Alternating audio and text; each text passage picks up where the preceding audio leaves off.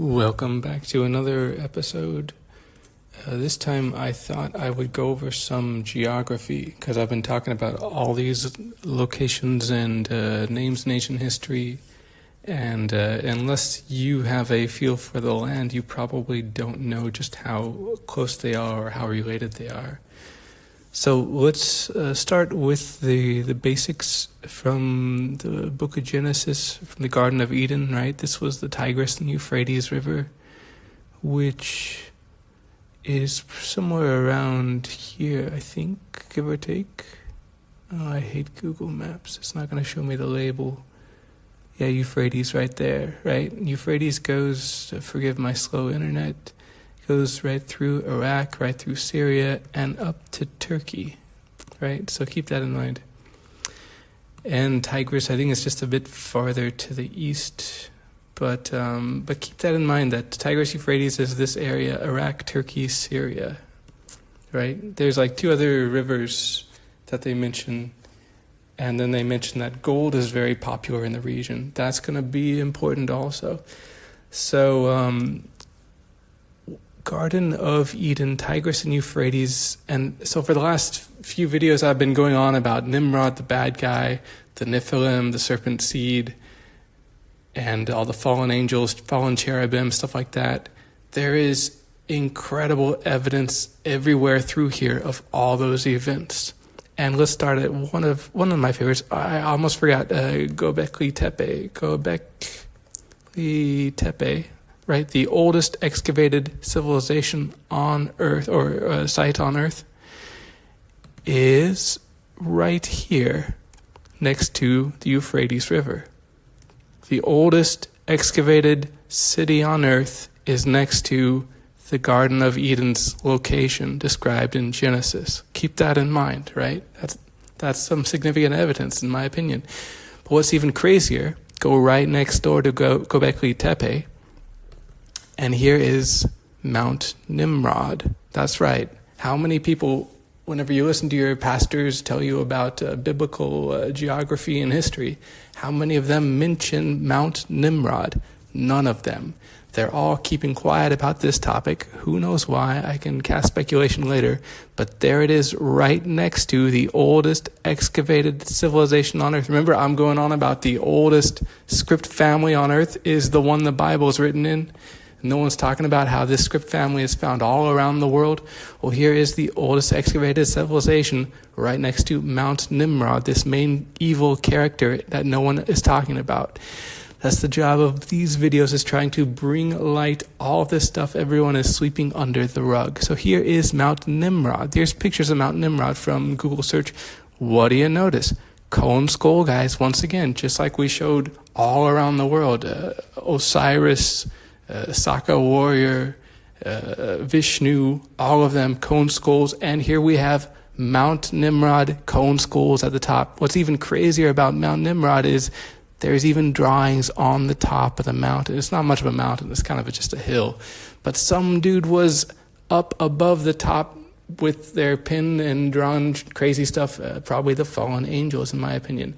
Nimrod's story, he was not a good guy. Once again, he was made by Lucifer. Or modified by Lucifer. He got the poison fruit by Lucifer. And Lucifer's got a flying machine. We're going to go over that and a lot of the other stuff. We did just a little last time about Mahavira, the reptilian with a flying machine that looks like a flying saucer in the ancient temples in India, right? So here it is on top of Mount Nimrod. We have some drawings. I can't really tell what they're drawing. It's kind of faded over time. But yeah, next door, cone skulls, and there's some eagle statues here. Remember the four animals of the cherubim: human, lion, eagle, ox. Well, there is a human and an eagle. If I remember, there might be a lion here. Maybe not at Mount Nimrod. There's the lion. What do you know? 3 of the 4. Human, lion, eagle, 1, 2, 3, 4. It's missing the ox, but like I said, game of telephone, they always lose 1 or 2 of these as they go. So there is Mount Nimrod next to Eden, next to Gobekli Tepe, next to Euphrates. Now we're going to go a little farther over, right? That's Genesis 1, 2, 3, took place right here next to this mountain that every Bible historian, geographer forgot about. How they all forgot, I do not know. I can only guess, and I think they didn't forget. That's a whole other story. Now we're going to go to Genesis chapter, 5 or 6? I think it's 6, 7, 8, 9, 10. 6, 7, 8 is the flood story, right? Flood story. Oh yeah. Real quick, I was talking about the civilizations. Hittites are right here, just north of Gobekli Tepe, Mount Nimrod. Hittites are the guys that Moses and company and Joshua, they fought against them whenever they took back over Canaan. And remember, they described the local residents as giants. Remember that. Hittites and all their ancient artwork, we're going to see lots of cherubim, lots of hunters, Nimrod the hunter, lots of signs of being genetically poisoned by the devil. But let's go forward in our Bible chapters, chapter 4, 5, 6, or 5, 6, 7, 8. Story of the flood. Where did Noah land? He landed here on Mount Ararat, right? And I think this is one everyone should know about, is that Noah's Ark is sitting there on Mount Ararat. You can see it, right? I don't know if that is or isn't. I haven't done the samples, but there's just a lot of attention drawn to this location that looks like it is in the right spot. If it's made of gopher wood, then I'm convinced that's an inside joke because nobody knows what gopher wood is. And I'm suspicious Noah's Ark might be just a bit more than an ordinary boat because it's made of this unknown wood. But that's a whole nother video. Like I said, every time I do a side topic, it can turn into a whole nother video. I'm only on number 5 now, but there could be hundreds of these, who knows. So yeah, Noah's Ark is right here, right next to Armenia. Remember what's in Armenia? That's the Urartu people. Fun fact, if you go to Armenia, funner fact, just look at the street layout of Yerevan. It's all occult symbols. You have the Ouroboros, you have the pyramid, you have the serpent and staff. Just look at the map of, we're here right now. Why don't we do just that? Yerevan is like the city of occult symbols. If you go to the very center of Yerevan, there is a serpent, not a serpent, sorry, the other kind of angel. There is a cherubim.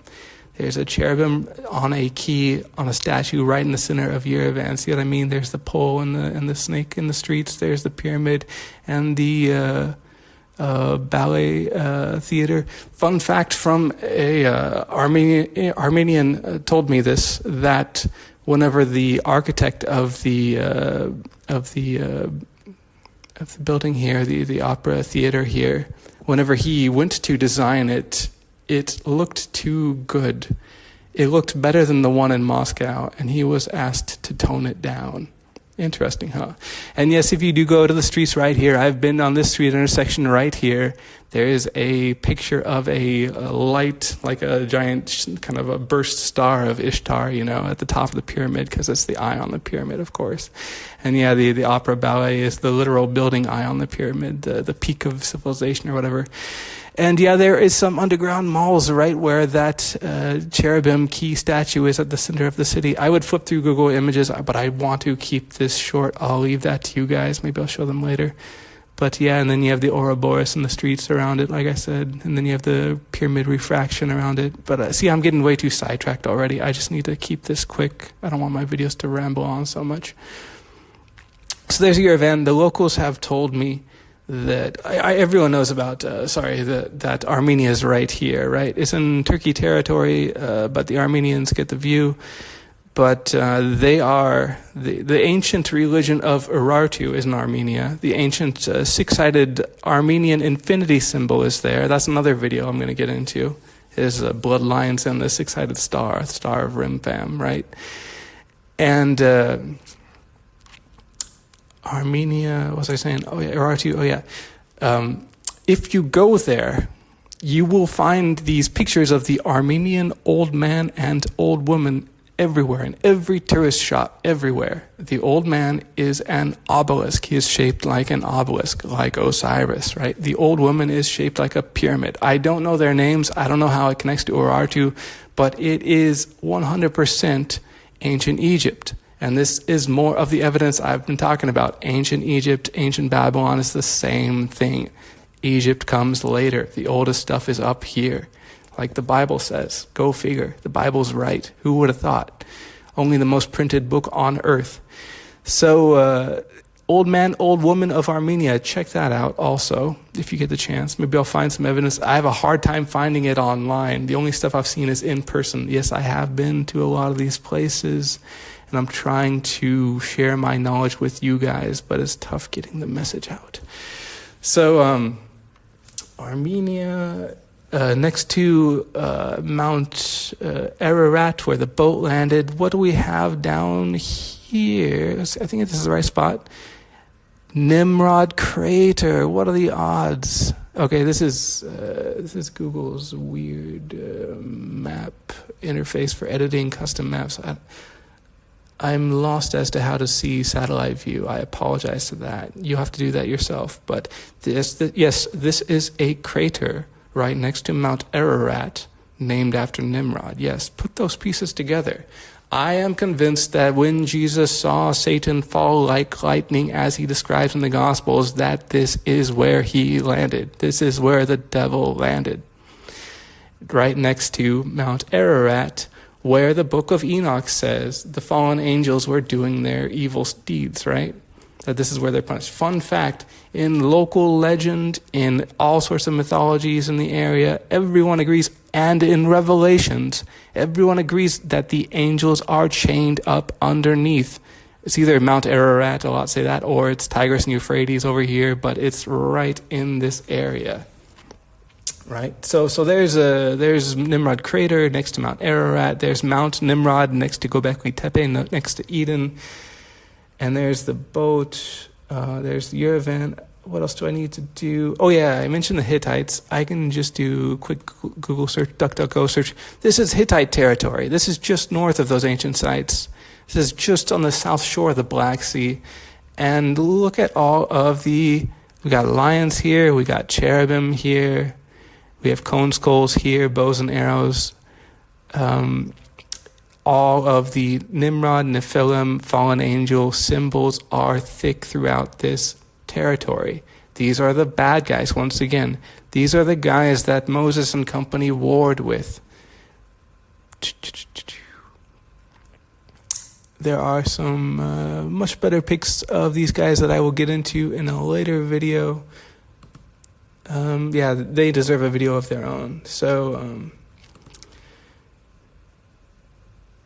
let's see, one more thing I'll touch on while I'm on this topic of geography is the underground stuff. I think I mentioned 1 or 2 videos ago. In Istanbul, there's lots of underground caves, right? There's nothing hidden. You can book tours, you can go see the stuff yourself. Friends of mine told me that there's statues of giant heads and stuff like that under there. Ancient origins, of course, they're going to talk about Istanbul underground caves. Romania has underground caves as well that were there for a long time. No one knows how old, as far as I'm aware, as far as I've heard. And Odessa also underground catacombs, right? Remember, the angels are chained up under there according to many, many sources, according to Revelations. And what a coincidence, under here, under all these places around the Black Sea is underground catacombs. And I'll get more into, there's tons of Nimrod stuff in Ukraine. That's right. Even up here, there's tons of it. Oh, well, I already mentioned Tartaria tablets. They're from Romania, if I remember, or one of the neighboring countries. I mentioned Dispilio tablet. That's from Greece. All of this stuff centers around the Black Sea. And then, a side trip I wasn't planning on, but I'll quickly mention, which is the Younger Dryas flood. See if I can get this up. Younger Dryas flood. If you look at the earth before the Younger Dryas flood, which I'm convinced was Noah's flood, you will notice that the Black Sea is dry. Yeah, I probably can't pull this up on the last second. But you'll You'll have to trust me on that one. Maybe I can find it. Yeah, I can't find it. Either way. So yeah, trust me on that. Younger Dryas, before that flood, here you go. Best as I can do on short notice. Before that flood, the Black Sea was dry. It was above ground. And I've heard Bright Insight has mentioned that the most sunken cities are under the Black Sea, more than the Mediterranean, more than the other shores of the world. I'm very, very convinced that Nimrod's old kingdom, that the Tower of Babel, is under the Black Sea. So that's the whole thesis of this series and report, right? The Black Sea is the anomalous location of ancient history. So there's my attempt at a quick video, and thanks all for watching, and I'll catch you guys later.